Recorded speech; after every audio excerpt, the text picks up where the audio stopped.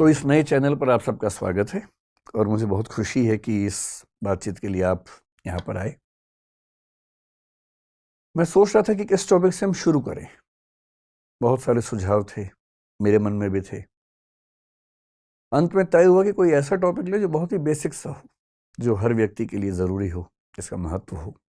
और मुझे पता नहीं क्यों, अगर मैं सोचता हूँ कि इस चैनल की शुरुआत मैंने क्यों की, इसका पर्पस क्या है, अगर एक पर्पस तय करना हो, बाकी पर्पस तो सारे होते ही हैं। प्रसिद्धि की चाह भी एक पर्पस हो सकता है, इसका सबके मन में होता है, तो मेरे मन में भी होगा ही। लेकिन अगर मैं सोचूं कि इसका दरअसल एक ईमानदार पर्पस क्या है इस चैनल का, तो मुझे लगता है कि मैं अपने कंट्रीब्यूशन के तौर पर यह चाहता हूं कि हमारा समाज सोचने विचारने की प्रक्रिया में बेहतर समाज बने। हम एक सेंटिमेंटल समाज के रूप में ना हो, हम एक इंटेलेक्चुअल समाज भी तो हो। सामाजिक चर्चाओं में, विमर्शों में थोड़ी गहराई हो, चिंतन बेहतर हो। हम अफवाहों से क्यों बहें। इसलिए सोचा कि पहला टॉपिक क्यों ना यही रखें कि सोचा कैसे जाए, फैसले कैसे किए जाए। मैं क्लास में एक कहानी अक्सर सुनाता हूं पंचतंत्र की, थोड़ा बदल के सुनाता हूं। पंचतंत्र आप जानते हैं, विष्णु शर्मा का एक कहानी संकलन है प्राचीन काल का। उसमें कई ऐसी कहानियां हैं जो हमें नॉर्मल लाइफ के बारे में, सामान्य जीवन के बारे में एक लेसन देती हैं, सीख देती हैं। उसमें एक कहानी का नाम था, अगर मुझे ध्यान है, मैं स्कूल में पढ़ता था, उसका नाम था पंडित की बकरी। कहानी थोड़ी सी अलग थी, मैं उसे थोड़ा सा अलग करके आपको सुनाता हूं ताकि आज के परिवेश में उसका महत्व ज्यादा समझ में आए। कहानी ये है, मैं फिर बता रहा हूँ, कहानी में बदल के सुना रहा हूँ ताकि बाद में कोई हमला ना करे कि नहीं कहानी तो ये थी, बदल कैसे दी। उस कहानी में ये था कि एक पंडित जी बकरी खरीद के जा रहे हैं। 3 लोगों को लालच है कि बकरी खाएंगे हम। उनको बेवकूफ़ बनाने के लिए एक ने कहा कि कुत्ता कहाँ ले जा रहे हो, एक ने कहा कि आप कौन सा पशु बताया, मेरा 3 पशुओं के नाम बोले कि ये कहाँ ले जा रहे हो, वो कहाँ ले जा रहे हो। उन्हें कन्फ्यूज़न हो गया कि ज़रूर कोई बहुरूपीय जानवर है, तो छोड़ के भाग गए। मैं इस कहानी को थोड़ा सा मोल्ड करके सुनाता हूँ कि एक बार एक आदमी एक छोटा सा बछड़ा खरीद के जा रहा था, सुंदर सा, और 3-4 चोरों की नज़र पड़ी। उनका मन हुआ कि काश ये बछड़ा हमें मिल जाए, सस्ता मिल जाए, आधे दाम पे या उससे कम पे मिल जाए, तो क्या करें। तो उन्होंने एक साजिश की। बारी बारी वो उस व्यक्ति से रास्ते में मिले। पहले एक व्यक्ति मिला एकदम सीरियस चेहरा बना के। उसने कहा, अरे पंडित जी, बकरी कितने की ली। पंडित जी ने कहा, यार ये तो बछड़ा है, बकरी थोड़ा ना है। तो वो बड़े अच्छे से हंसा, उसने कहा ये बछड़ा है, अच्छा। इतना कह के मुस्कुराते हुए निकल गया वहां से। पंडित जी को लगा अजीब गधा आदमी है, फिर देखा है तो बछड़ा ही। उसका उतना ही काम था, किया और निकल गया। अब वो आगे चल रहे हैं, करीब 100-200 मीटर के बाद एक दूसरा आदमी अलग जगह से आया। इनके बीच में आपस में साठगांठ है, ये इनको नहीं पता है। दूसरा आदमी आया और आते बोला, वाह पंडित जी, कितनी मोटी बकरी है, एकदम बछड़ा लग रही है देखने में तो। अब इसको लगा कि ये तो मामला फंस गया। ध्यान से देखा, बोला नहीं यार, मैं तो बछड़ा ही लाया हूं।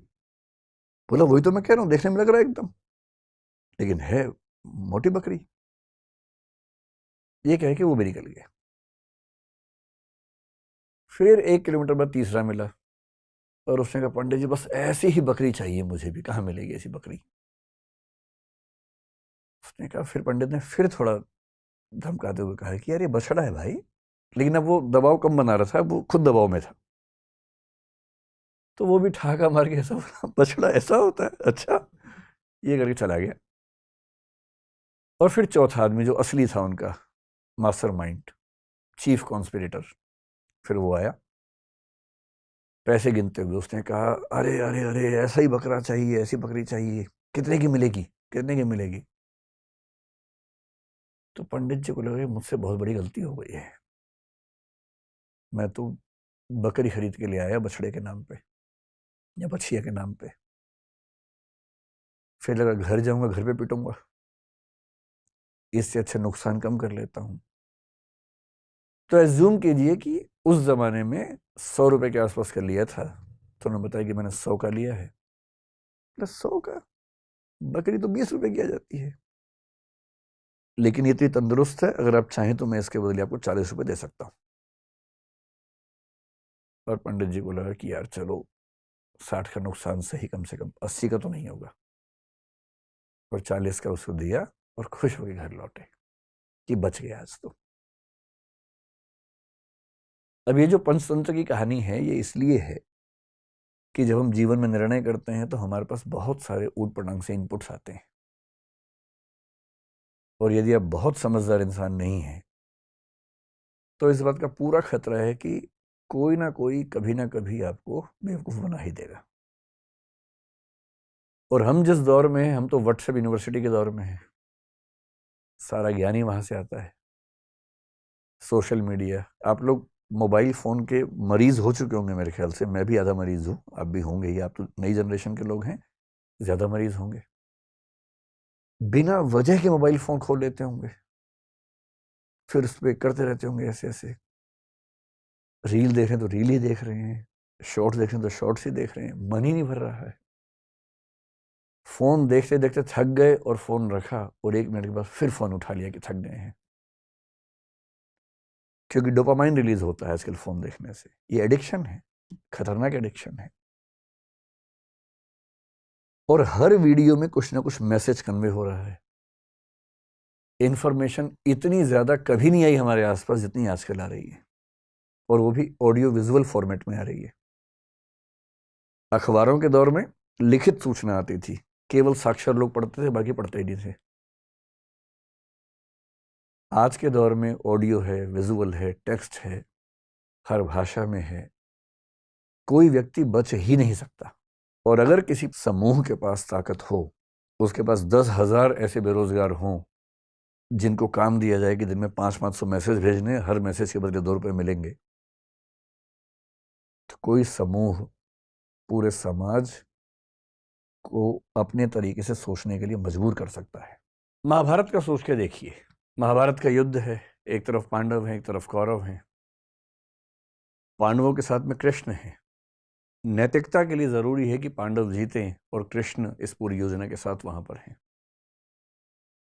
पर पांडव जीत नहीं पा रहे, जिसके कई कारणों में से एक ये है कि कौरवों की सेना में द्रोणाचार्य भी हैं, उनका पुत्र अश्वत्थामा भी है।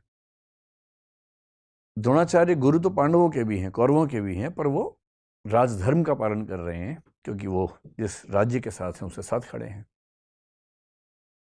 पांडवों की सेना उनको हरा नहीं पा रही है, और अंत में कृष्ण को समझ में आता है कि पांडवों को जितवाने के लिए कुछ कूटनीति का सहारा लेना होगा। कृष्ण कूटनीति के शिखर हैं। वो युधिष्ठिर से एक बात कहते हैं, पर युधिष्ठिर तैयार नहीं है एक गलत बात कहने के लिए।